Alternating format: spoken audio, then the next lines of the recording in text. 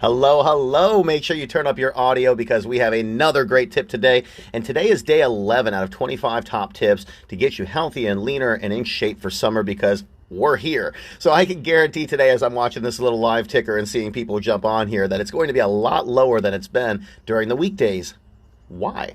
Well, it's because the sun is hot, the clouds are out of sight, nowhere to be seen, and we have beautiful Florida weather. So we are all getting outside. We are all letting that white fat touch the sun and get some vitamin D maybe for the first time this summer. So I know we've had some days that have dipped into the 50s and 60s, and it's had some cooler days, but like we're straight up in the 80s now the last couple days. So you're going to see people out and about. Businesses are opening back up. Live Fit will be opening back up on the 26th. So like, let's get you ready because now's the time.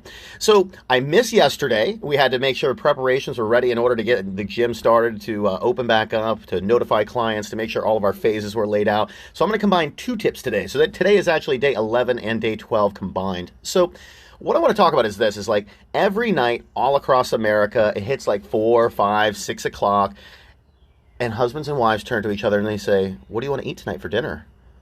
I don't know. What do you want to eat? I don't know. What about this?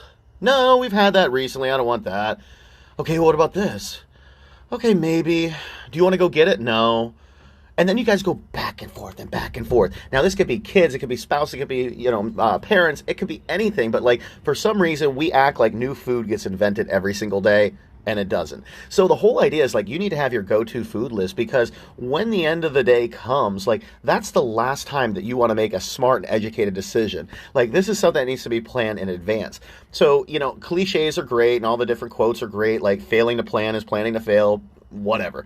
Until you actually put these things into action, though, like they don't mean anything. So here's what you need to do today, and here's your homework for the day, because you have to have like a solid foundation. Like no matter if you believe it or not, you eat the same 10 things all the time. So whether you go out to restaurants, whether you eat at home, like you're eating the same thing. Michelle and I eat the same stuff all the time. We like our same 5 or so restaurants. We eat the same 5 to 7 maybe meals at home, and it's all pretty consistent all the time. But then we get to dinner at night and it's like, what do you want to eat? I don't know. What do you want to eat? I don't know. And you go back and forth, and then most of the time you make the easiest choice. So that's what I want to make the biggest point today is like, we need to start making these choices easier. So here's what I want you to do today is take a sheet of paper, make a line right down the center. One side you're going to put at home, one side you're going to put out on the road or a restaurant or whatever you want to write for that second column. And you and your spouse, however you want to do it, go through and start listing all the things that you like to eat at home. What are your favorite meals? What's that one thing you never want your spouse, your husband, whatever, to make ever again? Take it off the list. Then go to your restaurant side. Like, what are the things that you really like to eat? Once you get those two lists done, like, one, that's like the majority of the battle right there. Like, put that up on the refrigerator. You know that it's there for you. But the second thing what you do at that list is start numbering them. So you can put in a priority of like what you like the best. Like for me, shepherd's pie. Like I want to make sure we have that at least once every 2 or 3 weeks. Like I love it. I've grown up with it. It's my thing. To me, that's something I want to make sure that we don't forget about. But saying this right now out loud, it's probably been at least a month since we've had it. So that needs to go on my list. Like shepherd's pie, put a priority number on that one. Then you get to some of the other things like, oh, maybe it's lasagna. Yes, we love it, but now I know it's not necessarily for like the best for my goals or for my fat loss. So maybe that one you give a lower hierarchy number. Maybe that one's number 10. And you just go through and you start giving yourself like an actual priority of like what meals do you like the most that you want to make sure that you're making. And then you go to your restaurant side. Rank those as well. What's the healthiest thing that you can have when you go out? What's all the way down to the next thing? And maybe Dairy Queen is number 10 is the very last thing and the most unhealthy thing.